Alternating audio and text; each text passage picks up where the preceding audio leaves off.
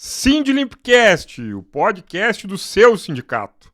Hoje, numa edição super especial, a gente vai receber o presidente da nossa federação, Henrique Silva, para nós falar de um assunto de muita importância para toda a categoria, para a nossa região e também para o estado do Rio Grande do Sul. Estamos falando da nossa campanha salarial. Ela é de soberania. Boa tarde, Henrique. Seja bem-vindo aqui no Sindlimpcast. Boa tarde, Thiago. Agradecer aí o convite para que a gente pudesse estar presente, né, nesse podcast, assim como também mais tarde participando, né, da Assembleia dos Trabalhadores aqui de Passo Fundo e região. Então, um momento importante, né, todo um processo construído através da federação e os sindicatos. Então, é um momento que a gente para aí para poder estabelecer as regras do jogo, né, conversar com os trabalhadores e definir a pauta de negociação. Então, quero novamente agradecer pelo convite de nós estarmos aqui. Obrigado, Henrique. E a nossa ideia do podcast desde o início é ter uma conversa e levar para o trabalhador de uma maneira mais simples de entendimento o que é o que a gente faz, às vezes, nos bastidores, né, Henrique? Então, às vezes, a gente fala em pauta, fala em negociação, fala em dissídio, e o trabalhador, às vezes, ele não entende, às vezes, as palavras mais técnicas que a gente usa. E tu é da FEAC, né? Conta para nós o que é a FEAC, o que a FEAC representa e qual a importância dela no Rio Grande do Sul. Bom, a nossa federação, ela tem hoje uma abrangência de representação de 70 mil trabalhadores no estado. Esses 70 mil trabalhadores, além da representação da nossa federação, tem a representação direta, que são os sindicatos, que nós chamamos de sindicato de base, que tem toda a formatação de organizar os trabalhadores dentro da sua base de representação. Então, a nossa federação tem todo um formato de organização, né, que ela tem como princípio organizar os sindicatos, contribuir para que todos os sindicatos tenham uma política construtiva, né, que possa, através, né, da sua base de representação, né, consolidar um trabalho de base, de organização e cada vez estar mais próximo dos trabalhadores. Então, a federação tem essa responsabilidade, né, de construir caminhos junto com os sindicatos para organizar a nossa categoria e consolidar aí dias melhores para os nossos trabalhadores. Beleza, então a federação é uma união de sindicatos, né, Henrique? Não tenha dúvida, a federação ela já nasce com essa representação de organizar as entidades, né? Então, esse é o papel principal, né, da federação. Ele tem que estar organizando as entidades para que elas possam desempenhar cada vez melhor e de uma forma cada vez mais simples e tranquila para desenvolver o trabalho. Maravilha, mas tu é o presidente. Antes de ser presidente, tu é o quê? Tu é de sindicato também? Para que lado tu vem? Tu cai de paraquedas? Como é que funciona essa tua história aí no movimento sindical? Para tu chegar, né, à presidência da federação, tu tem que vir de um sindicato de base, né? Isso não tem como não vir do sindicato de base. Eu represento a base de Caxias e região, ainda estou na presidência da entidade daquela região, né? Então, hoje eu tenho acumulado dupla função, além da responsabilidade da presidência do Sindlimp Caxias, eu também tenho a responsabilidade, né, de tocar e fazer acontecer aí na presidência da nossa federação. Então, tu é trabalhador da categoria. Sim, não tenha dúvida. Sou gari de profissão, né? Trabalhei por muitos anos atrás do caminhão, no setor de coleta, né? Então, a minha profissão de categoria é gari, né? E com muito orgulho, eu sempre digo que a gente tem a sua base de nascência. A minha nascência, né, foi atrás de um caminhão de coleta de lixo. Então, a gente tem que deixar claro, né? O trabalhador que vai nos assistir. Então, o trabalhador está lá organizado, limpando, cozinhando. A gente representa esse trabalhador, mas esse trabalhador também pode ser do sindicato, ele também pode participar da federação e nos ajudar no dia de hoje, que nós vamos realizar uma assembleia, né, a discutir o que é melhor para a categoria. Então, não é o sindicato que diz para o trabalhador o que é melhor, né, Henrique? Aí a gente uma discussão, a gente joga algumas pautas e o trabalhador nos ajuda construir essas pautas, né? É que toda a base da Assembleia, ela parte do pressuposto da organização da federação e dos sindicatos. Então, se nós olhar para a campanha salarial desse ano, a primeira questão que a gente procura estabelecer é a conjuntura atual. Né, que essa vai ser determinante para que tu estabeleça uma pauta de negociação. Né? Então, acho que esse ano, de uma forma assertiva, né, nós trabalhamos a campanha salarial pela soberania. Nós estamos aí dentro de um contexto nacional, num debate muito proativo em relação à questão da soberania. Tivemos recentemente aí cortes e questões que estabeleceram novas regras dentro do campo nacional, né? Então, acho que quando se trabalha a pauta da soberania, que é a pauta que está constituída para esse momento, ela dá essa pré-discussão, que é tu levantar a partir de um processo de identidade a necessidade de tratar com os trabalhadores e ver até onde, quais os recursos que nós podemos obter para conseguir construir resultados. O trabalhador, às vezes, ele não tem noção que tudo que acontece no mundo reflete no bolso dele também, né? Então, quando a gente se reúne em sindicatos, na federação, que a gente vai discutir o índice de aumento, tudo, a gente também tem que analisar o mundo, né? Então, recentemente, o que aconteceu nos Estados Unidos, os cortes, ao aumento de imposto lá, a diminuição de produto indo aqui, quanto afeta o trabalhador? Né? A gente está vendo aí que tem setor calçadista, setor de cítricos aí, o pessoal nem colheu laranja. Tá, mas o que tem a ver com o trabalhador? Tudo, né? Tudo, né? O trabalhador também está inserido nesse mundo, né? Não, acho que essa questão, basicamente, para exemplificar, acho que o tarifaço, ele constituiu no momento de um debate soberano. Né? Então, assim, teve uma intervenção definindo uma regra de tarifas para os produtos brasileiros e acabou botando dentro de algumas regras, né, a questão da estruturação de alguns setores nossos, principalmente setores que estabelecem, né, bases econômicas. Então, quando a gente fala dessas questões, né, que acabam atingindo, né, não tem como o trabalhador não entender essa necessidade de procurar ver o que isso vai afetar. Para mim, tem duas coisas que estão constituídas. Primeiro, essa questão do tarifaço, que traz uma base para alguns setores, isso vai refletir, né, dentro da estrutura, basicamente numa estrutura única a nível de país. E, para mim, eu acho que um outro reflexo que acabou tendo agora foi a questão da aprovação da pauta da isenção. Né? Então, para nós, essa aí o trabalhador ainda vai ter esse retorno a partir do ano que vem. Talvez ele não tenha essa dimensão ainda do que isso vai, né, trazer para ele de benefício, mas só essa questão da isenção, né, do imposto de renda até 5 mil vai garantir, né, basicamente, que o trabalhador vai conseguir manter uma base econômica a partir do ano que vem, que ele não vai mais precisar pagar. Então, isso, se ele não vai pagar, é dinheiro que vai sobrar no bolso dele. É inacreditável a gente dizer que isso estava tendo discussão no Congresso, né? Então o trabalhador tem que entender. Tem alguns cargos dentro da nossa convenção coletiva que o trabalhador tem a chance de ganhar até 3 mil reais a mais, né? 3 mil, acima de 3 mil. Há um bom pouco tempo ele estava pagando imposto de renda. E aí 100, 200, 300 reais que ele vai pagar no imposto de renda, agora ele vai parar de pagar. E isso sobra no bolso. Quanto pode ajudar o trabalhador? Então a gente fica assim até sem palavras de como isso demora tanto para isso poder ter vindo essa melhora para o trabalhador, né? Mas eu queria pedir para nossa equipe passar uma imagem que eu acho muito bacana, que é a imagem dos sindicatos no estado, que dá essa dimensão do que tu disseste, que é a FEAC, né? Aí a Constituição dos Estados, né? O nosso Sindilimp na região norte, ali nós temos Caxias, Novo Hamburgo, Porto Alegre, o pessoal de Santa Maria, Santa Cruz e Pelotas. Então este é o mapa dos sindicatos de asseio, conservação, áreas verdes aí no Rio Grande do Sul inteiro, e que são geridos e organizados pela FEAC, né?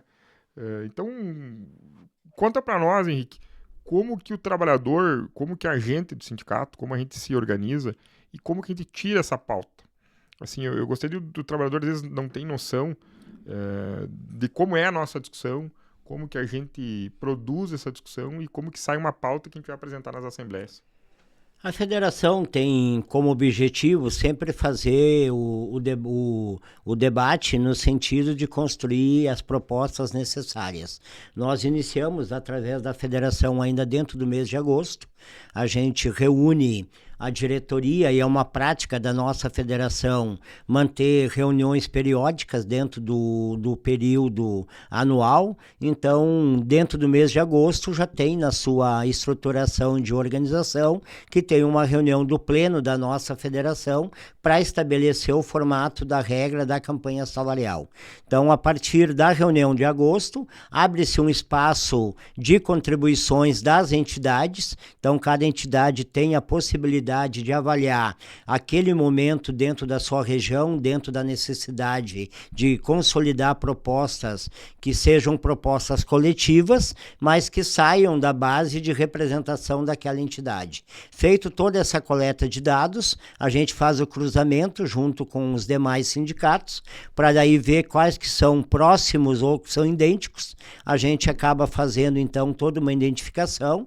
Essa pauta ela é construída posterior dentro de uma nova reunião de representação, né, das entidades junto à federação, e nessa parte onde nós tiramos e aprovamos, né, toda essa base, que é a base que nós chamamos de carta de reivindicação, porque tu acaba aprovando várias questões, não só econômicas, mas sociais e também com marco regulatório. Então, quando é feito esse último processo, ali é feito então o cruzamento, a identificação, a aprovação da pauta, a retirada do calendário, né, que a gente constitui que a federação, na medida do possível, consiga participar das assembleias junto às entidades das suas bases de representação, e a posterior a isso, então, tem a entrega da pauta. Já está previsto para o dia 28 agora de outubro a entrega da pauta, e posterior à entrega da pauta o período de negociação, porque 10 dias após a entrega da nossa pauta, o sindicato patronal tem que fazer a assembleia deles, faz a assembleia deles e, posterior, abre a questão do calendário de negociação. O trabalhador, é importante nós contar isso. O trabalhador não tem noção. Então, a federação provoca os sindicatos se reúnem nas suas diretorias, contribuem com ideias, né, com propostas, se reúne todos os sindicatos, né? E ali a gente vai discutir, passa 2 dias, já passaram-se outras ocasiões, mais de 2 dias discutindo, né, propostas, e a gente cria aí uma carta de reivindicação. Mandamos para o patronal. E aí que começa o perigo, como diz a música, né? Porque o sindicato dos patrões, eles têm os interesses deles, né? Então a gente começa a discutir os nossos interesses, os interesses deles, e nesse meio tempo a gente tenta fazer, o Henrique me ajuda, é um consenso, né? Aquilo que dá para negociar, para melhorar toda a categoria, né? Então a gente gostaria de pedir 20% de aumento, né? Mas não vai ganhar 20%, né? Então, a questão econômica, a questão dos patrões, né? Então, é uma discussão, às vezes, tu que tem mais experiência, momentos mais difíceis, outros momentos mais fáceis. Como que tu avalia, assim?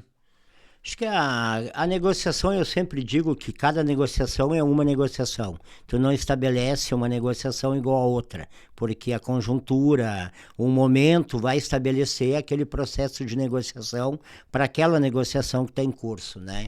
Então, o que eu considero? Primeiro que, né, a gente tem avançado muito porque a gente tem feito um debate pontual e estrutural da nossa categoria.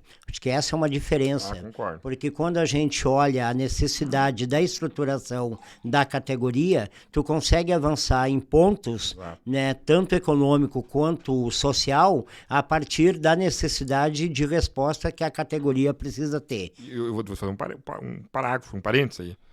A nossa categoria, muitas vezes, ela não é vista, né? Então a gente está analisando uma categoria de limpeza, que muitas vezes as pessoas entram num banco, numa escola, e não vê a senhora que está limpando, ou o senhor que está limpando, porque ele está uniformizado. Então, eu gosto muito que tu fala da nossa convenção, quando tu disse que a nossa convenção tem financeiro, né? Econômico, regulatório e social, né? Porque muitas das cláusulas que a gente trata ali, elas são para dar dignidade para o trabalhador, né? Então, ela tem uma importância além do somente o valor do dissídio, né? Acho que a nossa categoria, Thiago, é uma categoria que ela vem cada vez buscando a sua base de representação, né, dentro do campo de necessidade, né, apresentativa em relação àquilo que nós desenvolvemos quanto mão de obra. A gente tem na nossa federação um ditado que diz que nós somos pessoas a serviço de pessoas. Né? Quando a gente diz isso, é que de fato a gente tem dentro da regra estrutural como prestação de serviço para qualificar e dar condições para que outras pessoas possam desenvolver os seus trabalhos de uma forma melhor. Sabe que bacana? Ontem visitamos uma trabalhadora, deixa eu interromper, e visitamos uma trabalhadora no fórum. E ela estava chorando lá, estava com uma questão bem pessoal, assim. E ela disse assim, o sindicato pode me ajudar? E daí o Jairson, no caso, disse, não, a gente vai te ajudar, né? Porque eu vi nas redes sociais que vocês são pessoas que ajudam as pessoas. Poxa, então o nosso lema está muito impregnado na categoria também. Então, que eles estão vendo esse trabalho aí. Não tenha dúvida. Então, acho que a primeira questão é essa. Nossa categoria, ela vem num processo de criar uma identidade, né? Nós, por muitos anos, ficamos na invisibilidade social. Nós tinha a tia da merenda, nós tinha a pessoa que varria a calçada, mas sequer era vista, porque passavam tropicando na vassoura, mas não enxergavam que tinha alguém segurando ou varrendo aquela calçada. Então a gente tem feito um trabalho, né, para poder tirar o nosso segmento, a nossa categoria da invisibilidade social. Né? Para isso tem que ter, né, questões que possam ser tratadas. Eu acho que dentro do formato da negociação, a gente sempre acaba consolidando um pouco essa necessidade. Então, se nós vamos pegar uma questão para mim que é muito simbólica, né? Auxílio alimentação. Nossa. A nossa categoria, até uns anos atrás, não eram boias frias. Não tinham o direito de receber um auxílio alimentação. Né? Quando a gente estabeleceu a regra da Constituição do auxílio alimentação, a gente só não trouxe a questão, né, digna para que pudesse ter acesso ao alimento, mas também a condição de poder abrir espaços para que elas pudessem ter espaços estruturais na prestação de serviço para poder, né, ter um espaço para poder se alimentar a partir do processo de ter acesso à alimentação também. Foi muito importante. Então, são momentos que a gente vem construindo e que eles vão hoje parece que é normal. Mas já teve um passado que não era esse que a gente tem hoje. Né? Então, a mesma coisa, pega a questão do benefício social. Né? Hoje a gente tem um benefício social protetivo para o trabalhador, para a família do trabalhador. Né? Hoje a gente tem várias questões que são proteção para o trabalhador. Hoje a gente tem kit escolar. Né? Hoje a gente contribui com várias frentes. Né? Então, assim, são questões que a gente procura desenvolver através da federação e sindicatos, que vai amenizando não só o gasto, mas também aquilo que o trabalhador tem enquanto princípio da necessidade de estabelecer uma condição melhor de vida. O auxílio funeral, a gente teve a oportunidade, tragicamente, de ajudar 3, 4 famílias a encaminhar, e famílias extremamente humildes, e que a gente tem certeza que não é o dinheiro que ia resolver o problema delas, mas melhorou a condição de vidas naquele momento. Então, às vezes é nesse momento que a gente dá uma dimensão maior para o nosso trabalho. Eu vou pedir para a nossa equipe botar um gráfico, Henrique, e vamos falar um pouco da questão financeira, né? O que a gente pensa para essa campanha, e eu gostaria que tu me ajudasse ali, o que a gente está pensando em questões assim de como que a gente vai pedir o aumento, que aumento é importante, como é que a gente estudou, porque tem estudo por trás, né? Nós temos uma equipe de assessoria importantíssima que nos dá uma base de estudo por trás do que a gente pediu nos últimos anos, do que é importante pedir, de avaliação de mercado também para isso, do que o Brasil vai nos dizer desse valor. Então, Henrique, esse é o gráfico que a federação junto com a assessoria produziu, né? É o gráfico que a gente está apresentando para a categoria, né? Do que foi os aumentos, do que é o desempenho real e do que a gente teve. Eu basicamente gosto muito desses últimos 3, né? Porque o trabalhador tem mais na mente os últimos aumentos, né? Então, assim, de verdade, assim, o que nós estamos pedindo hoje, qual é a nossa pedida, e explica para nós aí a tua ideia e do teu pensamento do que esse gráfico representa aí para o trabalhador. Acho que, primeiramente, é necessário estabelecer, primeiro, a importância da regra do jogo. Né? Quando nós falamos em questão econômica, nós precisamos considerar que nós temos uma database. né? A nossa database, ela é janeiro, né? Ela nem sempre foi janeiro, hoje ela é janeiro. É importante né? ser janeiro, né? Então, e a gente veio migrando para janeiro por entender da importância do fechamento, né, do período inflacionário de 12 meses.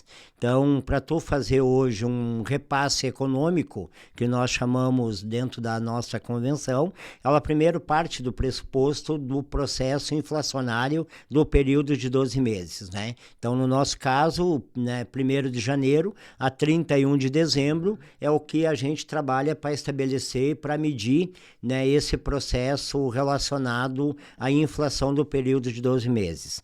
Bom, a inflação ela é medida por várias capitais.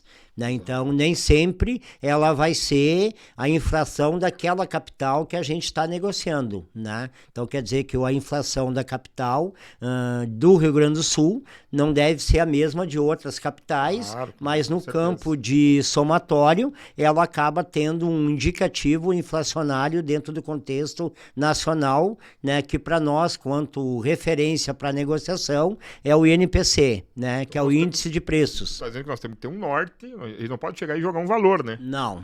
Então, primeiro a gente parte desse pressuposto, né, do período inflacionário de 12 meses do INPC. Okay. Bom, essa é uma questão que a gente sempre tem como lógica para estabelecer o princípio de uma negociação, né, a partir do período inflacionário. Bom, feito essa identificação, tu começa a estabelecer, primeiro, qual que é a margem que a gente tem para poder construir ganhos reais. Né? Então, no ganho real... Não adianta só dar a inflação.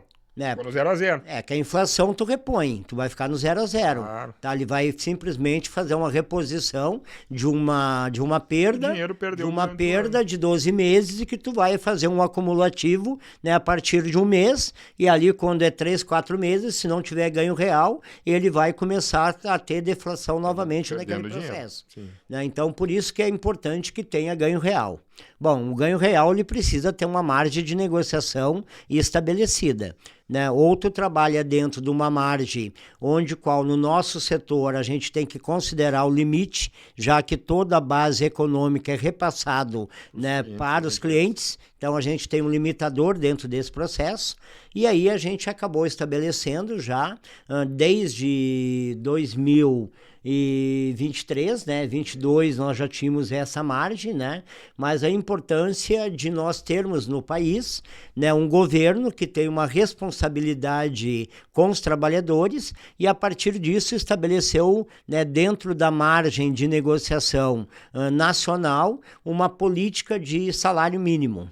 Né? Essa política de salário mínimo, ela é hoje, né, o nosso grande ganho para estabelecer, para poder ter quanto horizonte o ganho real para o nosso segmento. Então tu está dizendo lá, nós pegamos o que o governo projeta de aumento de salário mínimo e a partir desse índice a gente começa a pensar o nosso. Né? Isso, né? Isso. E a gente tem, historicamente, a gente sempre negocia um pouquinho acima do salário mínimo, né? O que nós estabelecemos? São 3 questões que a gente precisa estabelecer. A primeira delas, de fato, né, é relacionado à inflação do período. Okay. Tá? Então, vamos pegar como exemplo esse ano aqui. Nós vamos fechar lá o período só em 31 de dezembro. Então, nós vamos ter mais ou menos um aproximado, né, dentro do histórico que a gente tá vendo, que nós podemos chegar ali num período de entre 4,5% a 5% de correção de período inflacionário. Bom, esse seria a recomposição salarial a partir do NPC. Né? A partir daí a gente tem que buscar o ganho real. Aonde que nós estamos buscando? Né? O comparativo do salário mínimo. Por quê? Entendi. Porque no salário mínimo a gente tem, além da correção do período do NPC dos 12 meses, o governo estabeleceu uma regra que o salário mínimo corrige, né, com o ganho real, né, do crescimento do país, que é o chamado PIB dos últimos 2 anos. Bacana. Né? Então esse PIB ele estabelece uma nova fonte, né, de correção para o salário salário mínimo. Agora está estabelecido um percentual até 2,5% dentro desse processo. Então, nós estamos falando de além do período do INPC, mais a possibilidade de um ganho em torno de 2,5% em cima da inflação. Então, o que nós estamos estabelecendo? Se tu for olhar os gráficos, desde o período de 22, nós já estamos trabalhando um ganho real a partir do vínculo direto com o salário mínimo do governo. Então, isso é que está hoje, né, e estamos trabalhando. Enquanto tiver essa política, vai nos dar essa segurança de poder buscar o ganho real de uma forma direta. Tu sabe que eu visito os municípios e a gente vai lá no trabalhador que ganhou o nosso dissídio ano passado. Então, aqui ele ganhou 3,30% do NPC, mais 3,91% de ganho real, né? O vermelhinho foi o que a gente negociou acima do INPC. No NPC. E ele está trabalhando num município pequeno. Aí o prefeito dá 3,50 para os funcionários do município. E o prefeito não entende que o trabalhador terceirizado vai ter que receber o dobro do que a gente negociou. Então, às vezes, o trabalhador tem que dar uma importância para essa negociação, porque ela vai além das próprias qualidades ou gerenciamento dos municípios. Os municípios não entendem isso, né? Então, a gente tem toda uma negociação, nossa negociação é estadual, e essa assessoria que nos presta aí nos dá esse poder de ter aí nos últimos 20 anos aí tudo que foi negociado. Muito importante, muito bacana. Então, a gente sempre negocia acima do INPC e ganhando o ganho real, que muda um pouco a vida do trabalhador. Eu vou pedir pro pessoal passar a próxima imagem nossa aí para nós dar uma discutida. Aí, ó. Aí a nossa. Essa é o ganho real com o salário mínimo, né? A projeção do salário mínimo, isso? A projeção do salário mínimo, é isso, né? Nós estamos trabalhando dentro dessa projeção, né? Nós estamos hoje partindo de uma base de 7,35 até 7,55, né? Então, essa é a margem que nós temos de negociação hoje num equiparativo ao salário mínimo. Ao salário mínimo. Okay. Não. Vamos passar a próxima, pessoal.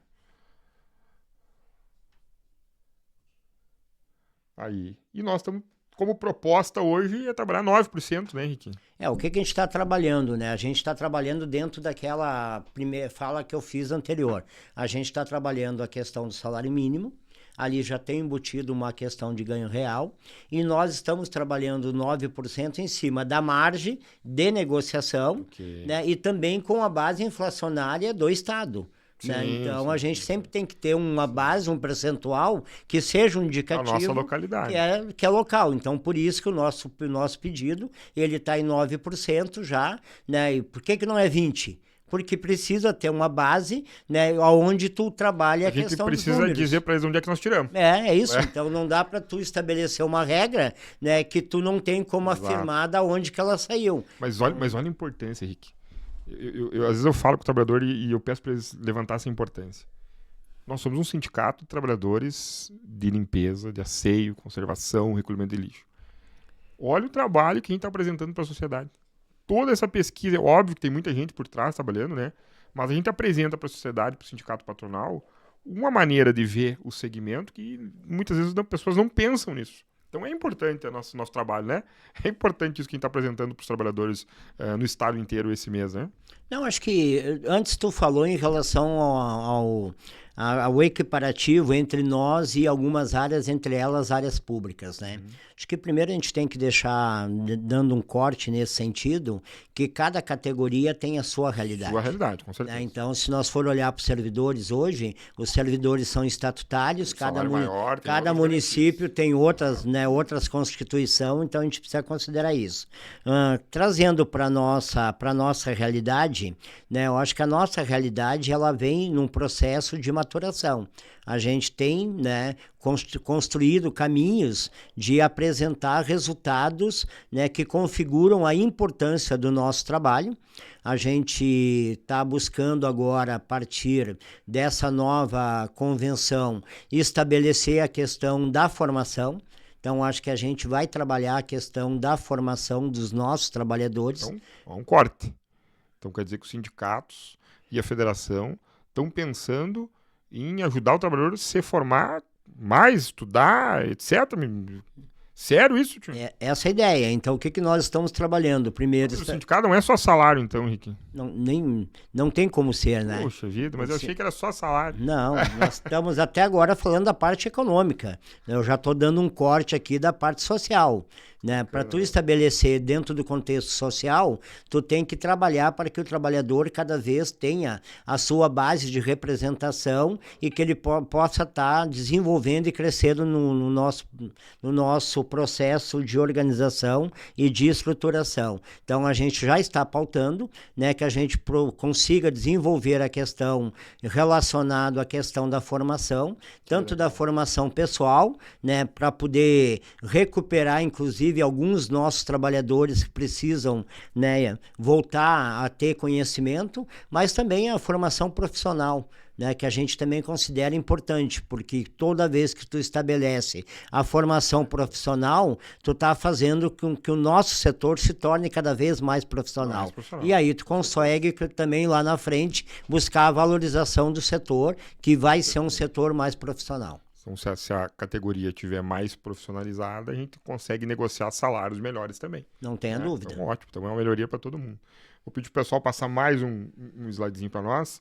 As propostas econômicas, então, a gente vai trabalhar o Vale Alimentação, o Vale Lanche, né, Henrique? Num formato um pouco diferente.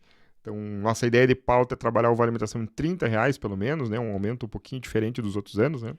A questão do valor também está estabelecido dentro da realidade de Estado. Né? Quando tu estabelece a questão do vale alimentação, ou tu pode trabalhar o percentual, ou tu pode trabalhar valor. Nós fizemos uma pesquisa e entendemos que uma das questões que mais teve reajuste nos últimos períodos, né, foram produtos na área da alimentação. Exato. Teve uns que se mantiveram, né, teve outros que tiveram acréscimo, mas tem toda uma questão que precisa considerar de base. Então, por isso a importância... O trabalhador trabalha pensando na sua alimentação, né? O que eu entendo, assim, o trabalhador pensa, em primeiro lugar, o salário vai dar para aluguel, para luz e para comida. Daí ele tem os filhos, ele organiza o salário dele para comida. E um diferencial da nossa categoria, o meu ponto de vista é essa, né? O Vale Alimentação ele é importante, mas tem muitos trabalhadores que não saem da categoria por causa do Vale Alimentação, né? É que o Vale Alimentação na nossa categoria, quando nós lá atrás estabelecemos, a gente teve a capacidade de dimensionar a necessidade da categoria. Então, o nosso Vale Alimentação hoje, ele não é basicamente para compra de comida preparada. Claro. Né? Ele pode comprar comida preparada, assim como ele também pode comprar comida no mercado, ele pode estabelecer uma nova estruturação e organização para ele. Sustenta a né? família Então, dele. Basicamente, o nosso Vale Alimentação, hoje ele estabelece uma condição, né, de poder fazer com que o trabalhador possa olhar para ele quanto uma necessidade estrutural familiar. É importante. Vamos passar mais um outro material nosso aí. Proposta econômica aí, a questão dos supervisores, né? A gente está pedindo também, acredito que é um ponto importante, o prêmio assiduidade, né? A gente está pedindo 10% de assiduidade e a tentativa de volta aí na negociação do adicional por tempo de serviço triênio, né? A cada 3 anos, 3% de serviço. Acho importante também. Vamos passar o próximo à proposta. Eu acho que só, voltando ali, eu acho que seria importante, presidente, eu acho que a questão do prêmio assiduidade, o adicional por tempo de serviço, acho que precisa dar o corte da necessidade de valorização do trabalhador do nosso segmento. Permanece, né? O que acontece hoje? Né? Se tu olhar dentro do governo federal, né, estabeleceu um aquecimento, né, e a questão da geração de emprego. Então, o nosso segmento hoje ele está passando por uma dificuldade muito grande de mão de obra. Né? Então, o que a gente precisa estabelecer na convenção? A valorização do trabalhador para que ele permaneça dentro do nosso segmento. Então, é importante nós trabalhar a questão dos adicionais, porque isso facilita para que a gente possa ter um diálogo não só com o trabalhador, mas também com a categoria que precisa manter e buscar mão de obra. E o sindicato dos patrões é comum de escutar, né? O trabalhador não fica a trabalho, né?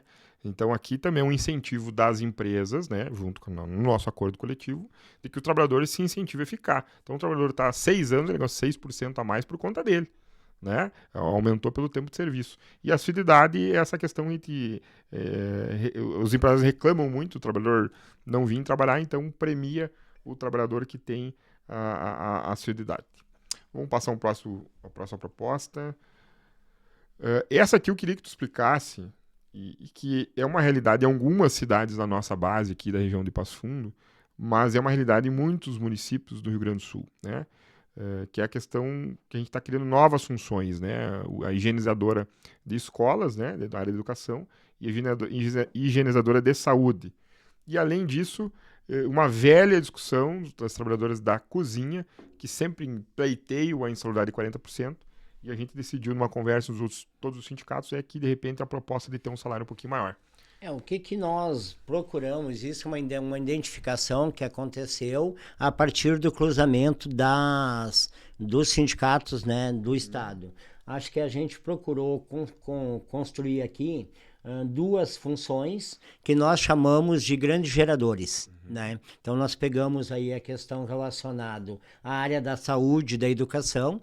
Por que nós chamamos de grandes geradores? Porque esses contratos, geralmente, eles acabam tendo um valor significativo de número de trabalhadores. É muita gente. Né? Então, o que a gente entende? São grandes geradores, precisam estabelecer regras diferentes para essa questão. Então, a gente procurou trabalhar a questão da higienização, que é a área de limpeza, tanto na saúde como na educação. Então, a gente trabalhou, além da questão salarial, a previsão da insalubridade em grau máximo para todos. Então, olhando lá, a gente vai pedir um salário diferenciado e com a insalubridade de 40 para todo mundo. Para todo mundo. Hoje nós temos um problema dentro dessas duas estruturações, né? Porque o pessoal da limpeza, hoje ele tem um processo que foi identificado, né? Que eles chamam de trabalhador que só executa trabalho e tem acesso a fazer limpezas de banheiros de circulação. Tá? E aí entra dentro de um parâmetro que os que fazem limpeza de banheiro de grande circulação teriam direito a 40%. O que nós estamos dizendo? Passa 40% para todos e ele tira fora essa questão desse processo, porque isso sempre é um processo de discussão jurídica. As empresas estavam criando uma nova função, né? Então, quem limpa banheiro vai ganhar 40%, os outros não. Mas quando esse trabalhador falta, todos os outros têm que fazer o serviço dele.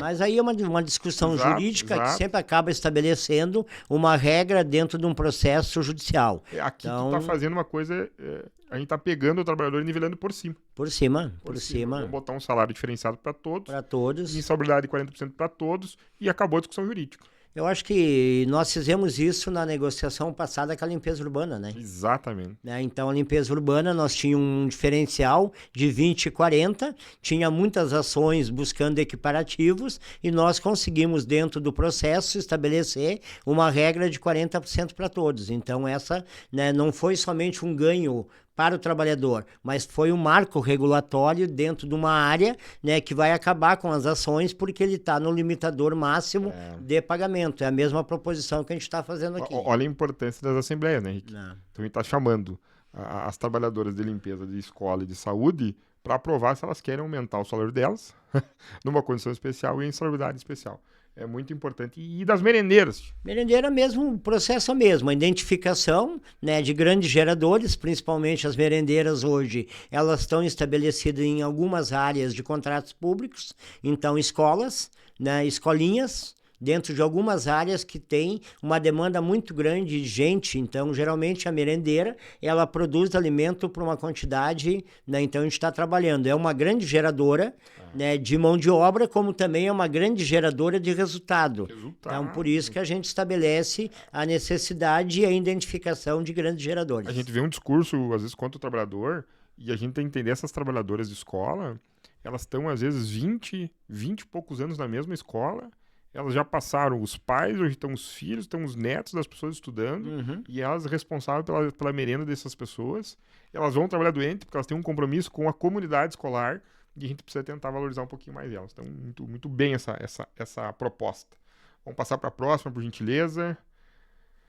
O piso do gari, né, Henrique? Que a gente está tentando equiparar agora a projeto de lei que existe em Brasília, né? De 3.260, são 2 salários mínimos, né? Mais 40% de salário para todos, né? Regulamentação do gari com piso de salários mínimos. É isso aí. Isso existe um projeto de lei e a gente está tentando se adiantar. A nossa convenção é sempre a vanguarda, né? Sempre tenta se adiantar. Ela sempre olha para a base regulatória. Essa Exato. é uma base regulatória nacional, né? Não é um projeto que está solto. Nós iniciamos lá atrás, né, com o deputado do nosso segmento, do nosso setor. Ele estabeleceu na época a necessidade de estabelecer a questão do gari, tanto na questão da jornada de trabalho como também na base econômica, né? Ele acabou, né, não indo novamente para a reeleição, e aí através do senador Paim, a gente retomou esse projeto que estava lá, né, engavetado. Então ele voltou, ele já foi aprovado dentro da Câmara Federal, dentro das comissões, e agora tem a possibilidade de ele vir para o pleno para ser estabelecida uma regra. Então nós estamos antecipando um debate que também está acontecendo a nível federal. Acredito que vai ser votado em Brasília isso, a gente não sabe quando, né? Existem muitos interesses, mas se a gente consegue passar nossa convenção antes, a gente já sai na frente e valoriza ainda mais esse trabalhador. Eu costumo dizer que Passo Fundo, 2 dias sem recolhimento de lixo, entra em crise a cidade. Não deve ser diferente em Caxias e Porto Alegre. Né? No Brasil todo, né? Hoje, se tu for olhar para a coleta de lixo, independente de ela ser orgânica, né, ou não, a gente trabalha hoje dentro do conceito de saúde, né? Saúde pública. Então, hoje, tanto que a norma estabelecida para o setor de coleta, qualquer movimento de paralisação tem que garantir o percentual de 30% na execução, porque ele não pode ter uma paralisação plena, porque ele estabelece uma regra no mesmo contexto da saúde, que é um trabalho essencial. Né? Para mim, isso ficou muito estabelecido na pandemia. Né? Porque a pandemia, né, aí deixou claro a necessidade que o trabalho da área de coleta era essencial, tanto que foi um dos que não parou na pandemia. Né? Então ele sempre desenvolveu pela necessidade dentro desse contexto de saúde. Ótimo. Vamos passar para a próxima pauta nossa ali. As propostas sociais, né? Que tu já deu um corte anteriormente, né? O plano de qualificação e inclusão no BSF, os benefícios da educação para os trabalhadores e seus familiares. Então, rapidamente, o que tu puder me dizer, qual é a ideia de qualificação do trabalhador, o que a gente pretende apresentar para o trabalhador em questão de qualificação? Acho que a gente está trabalhando com a questão da inclusão dentro do BSF, né, que é onde a gente tem o nosso guarda-chuva para poder trabalhar um marco regulatório em prol da nossa categoria. Aí entra tudo, desde a questão relacionada à questão, né, do auxílio, de todos os auxílios, né? Os e a gente está trabalhando. O benefício social familiar, que é o nascimento, funeral, kit escolar. Então agora a gente está trabalhando que a gente consiga definir uma regra de poder estabelecer uma questão na área de educação. Né? Feito isso, a gente vai poder buscar, né, parcerias, né, com universidades, né, para que os trabalhadores possam ter acesso a buscar a questão do ensino, desde o ensino médio. Então, peraí, tu está dizendo que o trabalhador pode fazer o fundamental, o médio, e o trabalhador de empresa vai poder estudar a faculdade. Vai poder estudar a faculdade, porque a ideia é buscar... E o sindicato vai ajudar isso. Vai trabalhar dentro desse formato. Então, a ideia é que no futuro, né, a gente consiga estabelecer, né, que a gente consiga ter um olhar diferente no nosso segmento. Porque, geralmente, o que acontece com o setor empresarial? Ele quer somente formar o trabalhador para o uso de mão de obra. Nós estamos dizendo o seguinte, precisa formar o trabalhador dentro do formato, né, de formação profissional, mas também precisa estabelecer a regra de formar o trabalhador para a vida. Né? E ele pode um dia olhar e dizer, olha, eu vou poder construir um caminho alternativo, além desse que eu tenho hoje, mas isso pode passar por uma política de educação estabelecida pelo nosso segmento. O sindicato pode ajudar. Pode ajudar. Muito importante, muito bonito isso. Próxima. Licença adoção, né? Eu vou passar alguns pontos rapidamente, que são coisas que a gente já vem trabalhando nos outros anos, né, Henrique? É importante. Então, para as famílias que adotam também ter uma licença nesse sentido, a estabilidade do gestante, a licença maternidade, né? Então, algumas coisas importantes que a gente acha que pode agregar. Próximo, por favor. Aqui, então, nas propostas regulatórias, né, Henrique? A gente vem nos últimos anos num avanço A gente está com o tempo quase estourando, mas eu queria falar isso, que eu acho muito importante. A gente vem nos avanços sociais nos nossos propostas regulatórias, que a gente sempre traz alguma novidade pensando na mulher, e agora vem na questão da diversidade das contratações, os salários iguais por função, né? E essa previsão de 100 horas, para mim, é importante. A gente tem na nossa região muitos municípios muito pequenos. Aí tem uma senhora que ela limpa o banco 2 vezes por semana, 2 horas. E ela vai receber no final do mês 200, 300 reais. Não dá. Então a gente vem para limitar isso, né? A ideia, então, vamos começar a partir da previsão mínima de horas, né? A gente está tentando trabalhar dentro desse formato de negociação que tenha uma carga e uma jornada mínima, que são 100 horas, tá? Porque o que acontece dentro dessa tua colocação, né? Nós temos trabalhadores hoje que ganham muito pouco. Exato. Né? Por quê? Porque é uma carga horária muito, muito pequena. Né? E como aí tu faz a divisão por salário hora, então vai ter um desempenho dentro do formato. Então, qual que é a nossa previsão? O contrato tem que estabelecer no mínimo 100 horas, né? Para que tenha uma base consolidada de uma remuneração, né, compatível, né? compatível com a necessidade do trabalhador, né? Então, senão ele vai ter que trabalhar em 5, 6 empresas para poder chegar numa jornada que pode estar estabelecida numa só. Não, a gente está falando de um município, por exemplo, tem Coxilha ali, a menina trabalha no Banrisul, e ela trabalha 2 horas por semana. O município não tem outro lugar para ela trabalhar. Né? Então essa pessoa tem que se virar uns 30 em outras atividades para poder complementar a renda, né? Não, isso. Então, essa é uma das questões que nós queremos tratar. Importante. Acho que 2 questões importantes. Salário igual para função igual. Acho que isso dentro do nosso setor já está estabelecido, porque nós temos salário por função independente, ser homem, né, de ser homem ou mulher. Eu acho que isso já tem um avanço, mas é importante a gente deixar isso muito claro. E eu acho que a diversidade nas contratações, ela está estabelecendo uma nova regra de contratação. Tá? O que nós estamos trabalhando é que não possa haver discriminação no formato de contratações, né? A gente tem visto isso dentro do nosso país, muita desigualdade, e a gente está estabelecendo aqui um formato de contratação, né, que não possa correr esse risco, né, de qualquer questões que possa trabalhar dentro da diversidade. Acho importante. Vamos passar para a próxima proposta regulatória. Aí que vem os avanços que eu digo da nossa convenção, né? A gente trata os assédios, né, Henrique? E o assédio moral, a gente teve uma campanha brilhante aí, com uma cartilha que a federação nos passou nos últimos anos, que ela trabalhava assédio moral, sexual e todos os seus tipos de assédio. Nós temos agora também uma atualização da NR1 que traz os riscos psicossociais, então tudo o que o trabalhador sofre de repente num trabalho por causa desses assédios, ele pode buscar uma reparação também. A gente está tentando fazer um seminário aqui em Passo Fundo sobre isso, para tentar entender essa regra, né? E o que tu vê na tua experiência no Rio Grande do Sul, a questão dos assédios no Rio Grande do Sul. Acho que o formato do assédio, por si só, ele já estabelece uma regra, né, de enfrentamento, né? Pega ele, seja moral, sexual, né? Então, tudo isso estabelece uma regra ofensiva. Né? Então, a gente está trabalhando nesse período a questão do assédio moral.